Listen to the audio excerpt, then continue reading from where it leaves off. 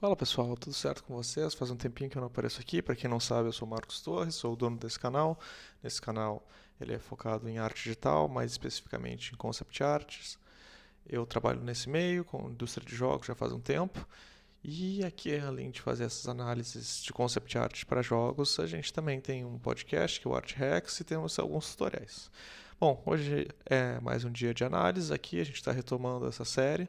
E a gente vai ter um jogo que eu gosto muito, não só o jogo em si, mas a franquia, que é o jogo de hoje é... Opa! Island Isolation. Island Isolation é um jogo de 2014, se eu não me engano. E basicamente, quem não conhece a franquia Alien, ela é baseada num filme de 1979, se não me engano, estrelando Sigourney Weaver como Ellen Ripley, em que basicamente ela e seus companheiros têm uma nave cargueira, como se fossem uns caminhoneiros de espaço. Eles param num planeta que tem um sinal de vida, vão lá, investigam, um deles acaba sendo pego pelo alien e acaba sendo infectado por isso, eles voltam com ele para a nave e a coisa fica meio fora de controle. Assim, não quero dar muito spoiler, embora seja um filme de 79, é um filme que eu acho que vale muito a pena, ele é um clássico, ele é um dos poucos filmes que eu saiba de terror, de ficção científica que foram indicados ao Oscar, coisas do tipo.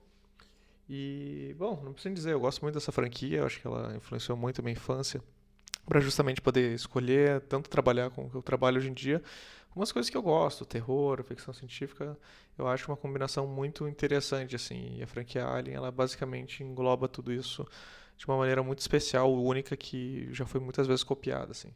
E o que é esse jogo, assim, para quem não conhece, o Alien Isolation, basicamente, ele é um jogo em que tu fica no controle da filha da Ellen Ripley após os acontecimentos do primeiro filme. Ele é canônico, de certa maneira, e basicamente, eu não lembro direito bem a história, já faz um tempinho, tá, gente? Então, se eu cometer um erro aqui, por favor, comentem nos comentários aqui.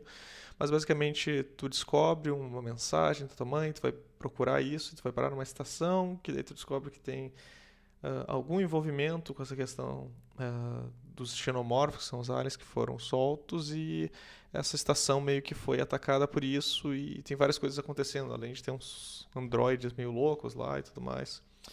E o legal desse jogo é que, assim, essa franquia, claro, tem filmes muito legais e tudo mais, mas ela nunca teve propriamente um jogo bom, assim. A gente teve no máximo, acho que é Alien versus Predador, que é, no caso, franquia Alien contra a franquia Predador. E esse foi o primeiro jogo que, digamos assim, foi bem sucedido, fora esses tipos, assim, esses crossovers, né? E esse jogo, como eu te falei, você comanda a Amanda Ripley, que é filha da Ellen Ripley, e ele é um jogo meio terror, mas ao mesmo tempo meio. Como é que eu posso dizer? Survival horror, talvez seja a palavra certa. Em primeira pessoa, num estilo que nem jogos Outlast, que nem o Resident Evil Village, só que dentro desse universo do Alien. E assim, o que eu acho muito legal desse tipo de jogo é que eles já tinham uma franquia pré-estabelecida para se basear. Então, muito da direção de arte que foi feita em cima desse jogo acabou tendo que se basear no material prévio e adaptar para a mídia de jogos de uma maneira que ficasse fidedigno, que já foi apresentado, mas ao mesmo tempo apresentasse algo novo, algo interessante. Então, é um desafio bem legal. E aqui nesse primeiro frame, vamos começar falando dele, a gente tem algumas primeiras explorações da Amanda Ripley, se eu não me engano, quem fez essas explorações aqui foi o artista conceitual, que é o... como é que é o nome dele mesmo? É o... meu Deus, gente. Acho que é o Callum Watts, uma coisa assim. Callum com dois L's, Watts, de Watts.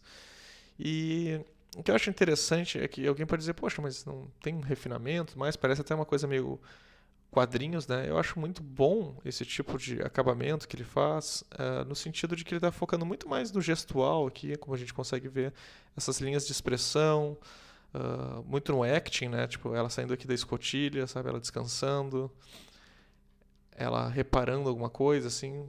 Coisas que, claro, são englobadas dentro do gameplay até certo ponto, mas eu acho que num primeiro momento desses é muito mais importante tu conseguir dar uma personalidade através da atuação, do gestual, do que necessariamente tu fazer um render ultra desgraçado, assim, de bem acabado, né? Até uma coisa que ele acaba fazendo depois, assim, sabe? A gente tem aqui, por exemplo, as explorações de roupa. O que é interessante é que esse não é o rosto final, que acabou ficando a Amanda Ripley, né? Ela acabou ficando com um rosto diferente desse daqui. E até essas roupas aqui, nenhuma delas é a que a gente acaba usando, mas são, como eu falei, explorações iniciais do que como é que poderia ser essa roupa, sabe?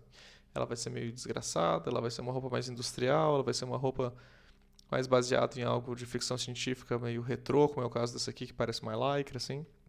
E claro, o acabamento disso aqui parece uma mistura de foto no rosto, aqui provavelmente, com algumas colagens por cima e uma pinturinha, assim, sabe? Esse jogo já tem um tempo, então imagino que se ele saiu em 2014, a pré-produção dele deve ter saído em 2010. Então imagine, a gente está em 2024, você tem 14 anos. Então tem algumas coisas, algumas técnicas que elas estão um pouquinho diferentes, assim. Aqui a gente tem os personagens do filme que foram adaptados para um episódio de DLC desse jogo, em que tu pode jogar basicamente o que acontece no primeiro filme. É bem legal isso, até para quem já viu o filme e para quem não viu também acho que é uma maneira bem legal de contar essa história. E é bem legal também ver como eles adaptaram as roupas, assim, porque, claro, tu já vai ter as roupas e o figurino do próprio filme, mas ainda assim tu ainda vai ter que fazer algumas adaptações em relação a como é que tu bota isso para rigging, como a gente chama, né? Para depois botar o esqueleto dentro do modelo e poder ter as dobras e funcionar de uma maneira mais realista. Esse jogo ele tem um certo fotorrealismo, é claro que para hoje em dia, talvez para o padrão atual ele esteja um pouquinho ultrapassado, mas ele ainda funciona muito bem, na minha opinião, sabe? Principalmente a parte de cenário, assim. E aqui a gente tem todos os personagens da equipe do jogo, claro, só faltando o Alien em si, né? E eu acho muito legal isso aqui que esse concept artist fez, que ele conseguiu simplificar dessa maneira de deixar basicamente linhas e valores, né? Pra gente conseguir entender o que é a vestimenta, sem ter que ter o render por cima, podendo atrapalhar um tipo de percepção, por exemplo, do corte que a gente tem nas roupas. Então, isso fica bem claro, onde tem bolso, onde tem acolchoado. E é legal ver que esse tipo de estética, ela mistura várias coisas, né? Até que eu lembre quando eu vi o documentário sobre o filme Alien, eles falavam muito sobre misturar trajes espaciais que tinham tanto no leste europeu, ali na Rússia, com um pouco da estética que a gente já tinha na NASA, com essa estética um pouco industrial, essa coisa do macacão, essa coisa de uma roupa realmente de operário, assim, para dar essa sensação de ser algo futurista, mas ao mesmo tempo funcional, assim. E continuando aqui, a gente tem umas outras explorações de soldados, personagens que eu acho que eles não chegam a aparecer no jogo, se eu não me engano, esses soldados aqui, que acho que eles são para ser da da Saxon, eu já ia confundir com outros vilões que tem na franquia, mas enfim. E, bom, vê que a estética segue algo muito parecido aqui, né? A gente tem essa questão de tu ter os acolchoados, as cores um pouquinho mais pastéis, assim, não tem nada muito vibrante, mas ao mesmo tempo que acaba dando esse aspecto militarista, é claro, tu poder ter as armaduras, tu, não precisa dizer, né? Ter as armas, ter os capacetes, as botas que são mais reforçadas com esse tipo de caneleira aqui. E também, às vezes, um tipo de coldre, algum tipo de coisa para tu carregar a munição. As luvas também mais pesadas também dão essa sensação, assim, de não só ser algo que vai te proteger do ponto de vista balístico, mas também do ponto de vista de ficar exposto a algum tipo de vácuo, alguma coisa, como é muito comum em filmes e séries no espaço, em que a pessoa às vezes vai parar no espaço em si, né, e tem que ter um capacete com uma alimentação de oxigênio, né. Continuando aqui, a gente tem esse board com várias explorações de vários personagens, provavelmente a maioria deles NPCs. Novamente, existe uma padronização tanto do acabamento, né, sendo essa line art com valores, mas também em relação ao tipo de roupa, tipo de vestimenta, né? Muito do foco que tem o character design em alguns desses jogos, principalmente num jogo que adapta uma mídia, é justamente como é que tu consegue fazer com que essa parte mais fashion do design de roupas consiga ser adaptada de maneira a tu não perder tanto detalhe para algo que vai ser usado como modelos. Como vocês conseguem ver aqui, não tem nada, sei lá, usando capa, usando algo muito esvoaçante, provavelmente por quê? Talvez ali para a época ficasse muito ruim. Até hoje em dia a gente tem muito problema com os personagens que usam capa e coisas assim por causa da física que fica no tecido batendo, né? Claro que isso melhorou muito, mas como vocês conseguem ver, a sensação que dá muitas vezes é que isso aqui é um bloco unificado em que tu poderia botar o esqueleto aqui dentro e tu não teria problema algum, assim, disso aqui se mexer e as roupas não dobrarem junto, assim, sabe? Ficaria algo ainda dentro do realista. A gente poderia, digamos assim, usar essa licença poética de que a roupa tá mais grudadinha e tudo mais, sabe? Poderia ter algum problema, por exemplo, numa roupa que nem desse cara aqui, que ele tem casaco mais solto, mas o que o pessoal muitas vezes faz é muito semelhante com isso aqui, acaba grudando o casaco e ele acaba mexendo meio junto, assim, no máximo tu tem um espacinho entre a camisa e o casaco, só para mostrar que tá uma sobreposição e não tá entrando uma malha na outra. Mas enfim, interessante esse tipo de coisa. Seguindo aqui, também tem umas explorações dos androids. Tem alguns androids que tu acha nesse jogo, são uma adição para a franquia em si. Não que não tivesse androids nas outras coisas da franquia, mas isso aqui, digamos que são androides mais robôs, vamos botar dessa maneira. Eles têm essa cara meio sem alma, que eu lembro no jogo eles têm até uns olhinhos vermelhos assim que ficam brilhando no escuro e é maravilhoso. Parece dizer outra coisa, né? E eu acho que é muito interessante a exploração das roupas deles porque eles são empregados em mais de um tipo de local, assim. Eu não lembro quantas roupas eles têm no jogo agora de cabeça, mas que eu lembro talvez tenha mais de um tipo, assim. Eu acho que o principal é esse aqui. Ele é careca, ele não usa boné, no caso, né? Mais próximo disso daqui, talvez. E é terrível, assim. Terrível esse tipo de inimigo lá. Mas bem legal essa exploração. Outra coisa que é bem legal nesse jogo em si, na verdade tudo, né, na verdade. Mas mesmo assim, que nem eu falei, tu já tem muitas coisas de design, tu tem muito um trabalho histórico que já foi feito antes, que às vezes pode ser um pouquinho amedrontador para muitas pessoas quando vai pegar uma franquia e tentar adaptar ela. Eu já tive a oportunidade de trabalhar com umas franquias grandes até adaptando ou tentando só dar algumas melhorias mais sutis e muito do receio que acaba se tendo nessas horas é primeiro, de desviar da direção de arte original, mas principalmente das ideias que são novas e são sugeridas, elas não fecharem com os conceitos e pilares do design que já estão bem estabelecidos. O que eu quero dizer por isso? No caso de um jogo desses, tu vai sugerir, por exemplo, armas e equipamentos novos. No caso, a Amanda Ripley, ela tem que navegar pela essa estação espacial que é Sevastopol, que ela tem que decifrar puzzles, ela tem que abrir portas, fechar portas com maçarico. Ela não é tanto de usar armas nesse jogo, isso que eu acho interessante. Ele é muito um jogo sobre mostrar que tu é uma pessoa mais técnica, assim, tu não é necessariamente um soldado, tu até sabe manusear a arma, mas até a proposta do jogo é que tu não consegue de fato matar o alien. Então é muito mais sobre tu encontrar maneiras de navegar naquele ambiente, atravessar os obstáculos e passar pelas barreiras e tudo mais, de maneira que pareça mais crível, né? Então, como dá pra ver até nessas primeiras explorações aqui, todas elas parecem mais ferramentas. O que me lembra muito, sabe o que é aquela sessão que é de tiozão, né, que a gente gosta de falar, né? O cara vai lá na ferragem, tem aquela sessão cheia de Black and Decker, Makita, sabe? E o que quando eu era pequeno, eu achava muito legal, né? Eu olhava aquelas empunhaduras assim emborrachadas, e nossa, parece uma arma sci-fi, porque dá uma sensação, né?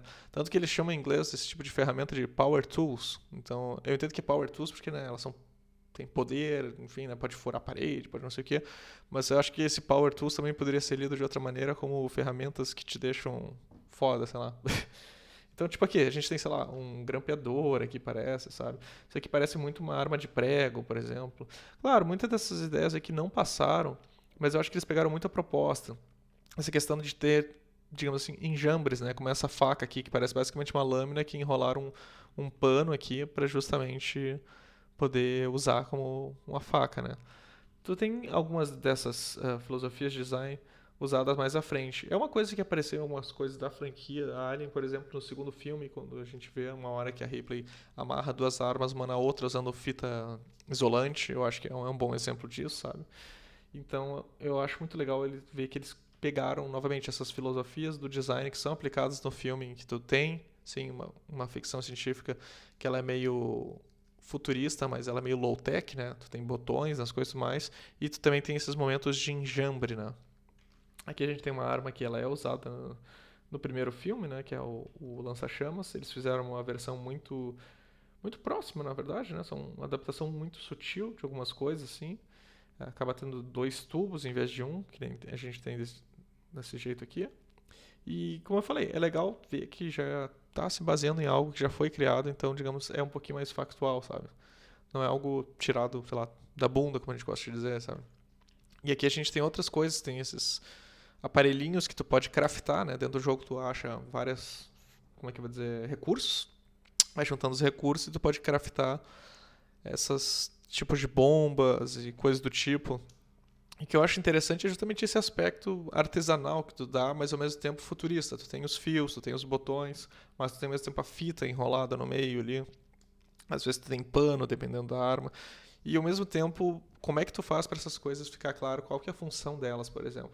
Essa aqui, o que eu lembro, é um... Como é que é o nome?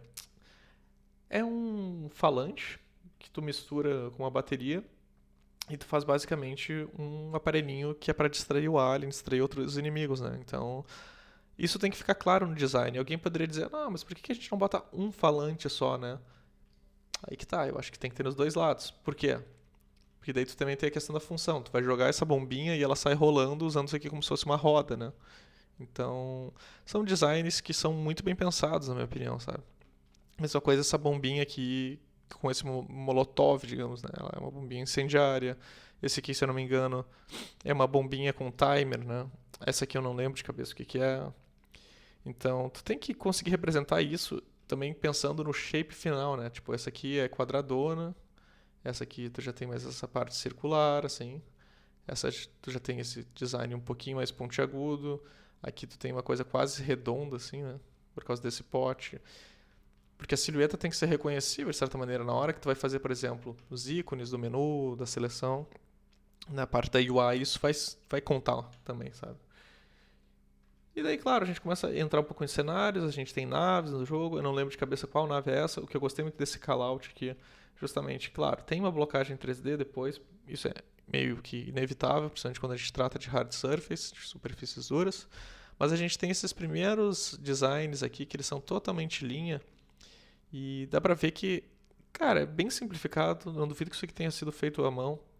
Mas é muito sobre tu usar o que? O ortográfico aqui, né? Tu tem uma vista topográfica, tu tem uma vista lateral, frontal, para poder explicar e poder explorar mais rápido. E, novamente, só linha e preenchimento para poder dar uma ideia de como é que vai funcionar.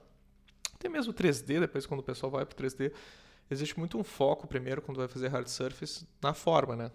Já na forma das superfícies, antes de querer meter cor, querer meter textura, qualquer coisa do tipo, assim, né? Para poder compreender as proporções e principalmente essa questão da distribuição do shape primário. No caso aqui a gente tem esse shape que parece quase um T, assim, né?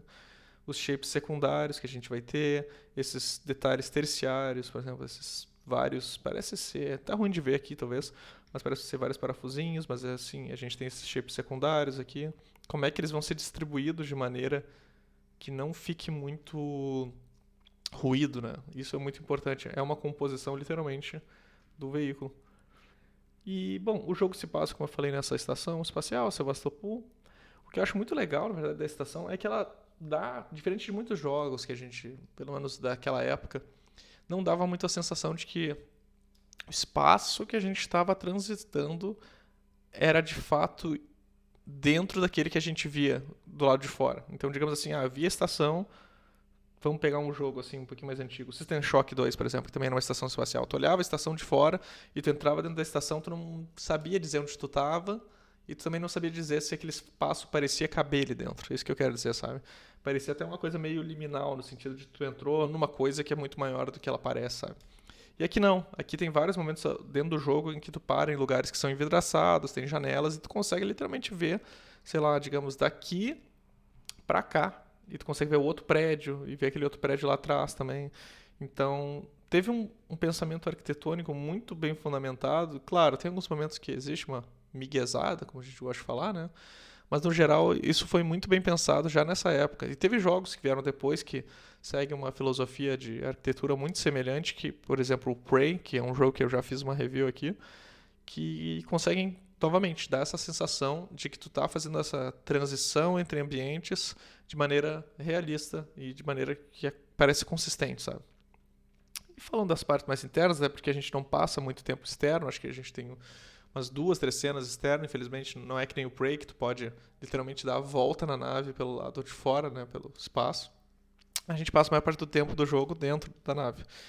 E uma coisa que eu acho legal, justamente, é que eles fizeram muitos sketches em 2D. É, eu acredito que, claro, deve ter tido algum tipo de basezinha 3D aqui para fazer esses sketches, mas muitos, novamente, sobre entender esses espaços, é sobre entender shape design, né? Como é que são as formas.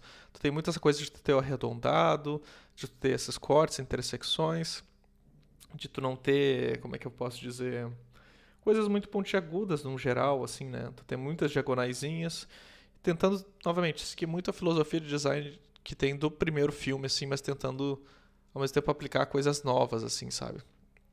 Aqui eu acredito que isso aqui é um teste de luz, me parece muito ser o mesmo ambiente, só que, né, só vendo como é que ficaria numa ambientação mais escura. Mas, novamente, isso aqui vem antes disso daqui, do ponto de vista de entender melhor como é que é esse espaço para depois tentar fazer aplicações de cor. E aqui a gente tem mais ou menos uma blocagem inicial do que seria esse laboratório, né? Daí, isso aqui parece uma blocagem com 3D, parece ter um pouco de photobash, talvez no chão e algumas coisas assim. Mas está funcionando muito bem para mostrar a ambientação e a sensação que é para passar esse lugar, né? Continuando aqui, a gente tem outro ambiente aqui, mesma história, um sketch de linha. O que eu acho bem interessante nesse jogo também é como que ele usa cores para sinalizar as coisas, seja através dessas linhas assim de emergência, não sei como a gente chama exatamente, linhas de sinalização, enfim, como os canos, enfim, como as portas. Tu não tem tantas cores e quando tu tem cores fica mais evidente o que precisa se dar atenção de fato, assim. Porque assim, consegue ter muito detalhe às vezes. Às vezes a gente olha uma cena dessa aqui, por exemplo, e não entende o que priorizar. E daí acho que nessas horas entram em ação duas coisas, né? A questão da cor e a questão da luz. Como, por exemplo, aqui a gente tem esse spot de luz, parece aqui, né? Bem em cima desse personagem morto. Então, tipo, a gente consegue entender que nossos olhos têm que se direcionar para cá, não para essas áreas escuras, por exemplo, ou para cá, sabe? Esse é o tipo de coisa que o jogo, claro, faz de maneira muito excelente, até porque o filme em si tem uma cinematografia muito boa. Então, eu imagino que o desafio de fazer esse jogo tenha sido uma coisa absurda, assim, realmente um trabalho de vida, mas deu muito certo. Novamente, mais alguns sketches de linhas para mostrar aberturas. Aqui tem o design do filme original, né? Os design de set desse filme ele é muito bom. Eu recomendo quem não viu, tem acho que até no YouTube inteiro um documentário do making off, de como é que foi feito o filme. Eles abrangem bastante essa parte de como é que foi feita a nave. Se não me engano, eles deviam ter 2, 3 corredores no máximo, e, né, os caras ficavam indo e voltando, mas a sensação que te dá quando o filme está compilado é que é bem maior, sabe? Eles conseguiram pegar ângulos e mudar coisas de maneira que realmente fez parecer muito maior esse espaço interno. E como dá pra ver aqui, são desenhos que parecem de linha, parece até feito de maneira tradicional, mas novamente focando no design das formas, assim, né? Como conseguir simplificar algumas coisas e deixar elas dentro da mesma linguagem, assim, sabe? Isso aqui é muito legal. Tem uma parte do jogo que, se não me engano, tu tem que andar em pedaços e trechos que foram destruídos ou estão com, como é que eu vou dizer, fora da... Como é que a gente chama isso mesmo? Quando o espaço invade, né? Basicamente, tu entra o vácuo e leva todo o oxigênio e daí tu fica flutuando, assim. Eu não lembro de cabeça como é que funcionava essas partes, tá? Faz um tempinho que eu joguei, infelizmente. Esse é um jogo comprido, acho que tem 14 horas, então eu não tenho muito... não tenho muita proposta de voltar a jogar ele tão cedo, assim, mas eu lembro que tinha uns trechos que tinham coisa do tipo, mas o que eu achei legal desse frame, independente se ele foi usado ou não, é como que é organizado a hierarquia das coisas aqui, porque fazer o caos para algumas pessoas pode parecer que é fácil, mas para mim é muito pelo contrário. Muitas vezes tu conseguir organizar esse tipo de caos aqui de maneira destrutiva e de maneira que fique ao mesmo tempo apresentável e fique claro o que está sendo destruído, o que está acontecendo naquela cena e principalmente para onde é que tu te direciona naquela cena é uma coisa que é muito complicada algumas vezes, sabe? Porque o que acontece? Geralmente tu vai ter que fazer, que nem a gente vê nesse frame abaixo aqui, tu vai ter que fazer o frame direitinho, como ele era, para depois a gente fazer ele destruído, assim, né? O que aconteceu aqui. Nesse caso está aparecendo essa escotilha de... Acho que é de... justamente, é um corta-vácuo aqui, né? Aberta e os elementos voando para fora, né? Como é que eles saem, o que sai primeiro, o que são esses detritos aqui, né? Que saem. Esse tipo de coisa envolve um pensamento de design até para gerar esse caos, para a gente saber onde é que a gente vai ter a distribuição de detalhes, digamos, detalhes pequenos, detalhes médios, detalhes grandes, assim, sabe? E justamente conseguir priorizar o olho de quem está vendo. Aqui a gente tem alguns sketches que eu achei bem interessante, não se fala muito sobre eles, tem alguns sketches que nem foram usados, mas basicamente são o quê? Mecanismos. E uma coisa que eu falo, muitas vezes o pessoal pergunta, como é que tu faz para pensar essas máquinas e tudo mais? É simplificar. Muitas vezes tu literalmente fazer um palitinho. Eu vou ter aqui esse braço, ele vai torcer dessa maneira, e daí ele vai estar engatado numa outra parte que ela gira nesse sentido aqui, e essa parte aqui vai ter uma garrinha que faz esse movimento para dentro, e daí aqui vai ter mais uma bolinha que vai fazer ele girar assim. É muito isso, gente, é muito isso, e depois vocês vão pegar e vão fazer uma roupagem por cima, claro, botando coisas que tem mais a ver com a realidade, como a gente consegue ver em alguns exemplos aqui. Tu vai ter esses pistões hidráulicos, coisas do tipo, assim. O tipo de acabamento, você vai ter parafuso nessa parte, de acordo com o tipo de rotação com que cada máquina vai fazer. E claro, de acordo com a direção de arte, né? Qual é o tipo de placa, qual é o tipo de... enfim, tipo de metal que geralmente se usa, né? O tipo de material, isso vai contar bastante para fechar com a direção de arte. Mas o mecanismo em si, num primeiro momento, ele é muito mais sobre entender a função e entender justamente como é que ele se movimenta, né? Qual é a movimentação que ele faz, qual é a função que ele cumpre ali e como é que a gente consegue um movimento mais de acordo. Bom, aqui a gente tem mais uns detalhezinhos de direção de arte, que é muito aquele trabalho que o pessoal não gosta tanto de mostrar, mas, por exemplo, painéis, esse tipo de detalhe, assim, que muitas vezes fica muito secundário em alguns desses jogos, mas eles dão um tom, ou quebram a imersão, dependendo, né? Que é a questão de tu entender o quanto tu repete eles e o quanto tu consegue misturar e randomizar. Hoje com IA, né, tem muito como tu resolver isso de uma maneira um pouco mais fácil, mas ainda assim, às vezes tu vai ter que ter um toque humano, seja de botar uma sujeirinha, botar com texturinha por cima, pensar variações que não apareçam tão seguido. Aqui é legal que a gente tem essas variações 2D aqui, desses tipos de consoles, né? São consoles e gabinetes que às vezes estão na sala, às vezes eles estão caídos, às vezes estão em pé, às vezes estão danificados. Mas é legal ver que tem mais de variação de um para não ficar sempre o mesmo modelo, assim. A mesma coisa vale para portas, por exemplo, os tipos de portas, como é que elas estão. Tem detritos atrás, tem uma trava na frente, na diagonal, tem algumas adereços, algumas coisas, não sei dizer o que é isso. Ela está danificada, ela está com um monte de coisa ali dentro, sabe? Porque dentro de um jogo tu vai ter várias situações, então se tu vai reutilizar assets, não é tanto um problema, contanto que tu consiga ter um certo nível de variação para quem está vendo aquilo, para não virar um jogo, sei lá, antigo, como se tu estivesse jogando Wolfenstein 3D, sabe? Aquele primeirão de PC, sabe? Então, enfim, vamos continuando aqui. Outra coisa que dá um aspecto interessante e ajuda a quebrar a repetição e principalmente contar um pouco mais do storytelling do que é aquele lugar é justamente a gente ter um pouco mais da comunicação visual e design daquele tipo de lugar, assim. Nesse caso, é uma estação espacial, então tu vai ter essas propagandas dentro da estação espacial. Por exemplo, eu acho muito legal esse anúncio aqui que fala sobre cuidado com os ladrões de bagagem, que acho que é quando o pessoal chega, tipo, sei lá, tem gente que rouba a mala, algo do tipo assim.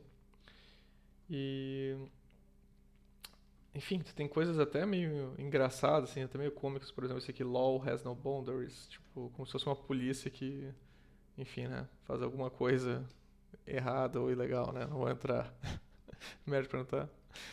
E... Mas esse tipo de coisa dá uma sensação de imersão no mundo que é muito diferente de tu só entrar num cenário que não tem nada, que é muito estéreo. E vai ter momentos que vai ter assim, sei lá, tu vai entrar num laboratório e... Cara, um laboratório tem que ser estéreo, não pode ter muitas coisas em volta, sabe?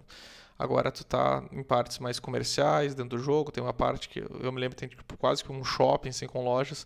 Tu vai ter que ter esse tipo de coisa, sabe? Partes que são passagens, corredores, assim. É interessante ter esse tipo de histórias sendo contadas através dessa parte visual também. E claro, não podia deixar de falar a estrela do show, né, desse jogo, que é o Ali. Mas assim, que nem eu falei um pouquinho atrás ali, quando tu vai fazer um jogo, não necessariamente tu tem que ser 100% fiel àquela outra mídia, pelo simples fato de que não tem como a gente adaptar, digamos assim, alguns detalhes e algumas coisas não vão funcionar. E principalmente, o que é que tu quer causar nessa nova mídia? Eu acho que esse jogo tinha muito essa proposta de trazer medo de volta para essa figura do Alien. Então, um dos maiores desafios que eles tiveram aqui foi justamente como é que a gente faz essa figura deixar de ser só um ícone pop e ele voltar a ser algo que inspira medo. E eu acho que tem várias coisas aí. Uma delas, com certeza, é a questão do gestual, da postura dele, muito do que é enfatizado nesses sketches. E alguém pode dizer, poxa, mas o design já está pronto, blá blá blá. Mais ou menos, né?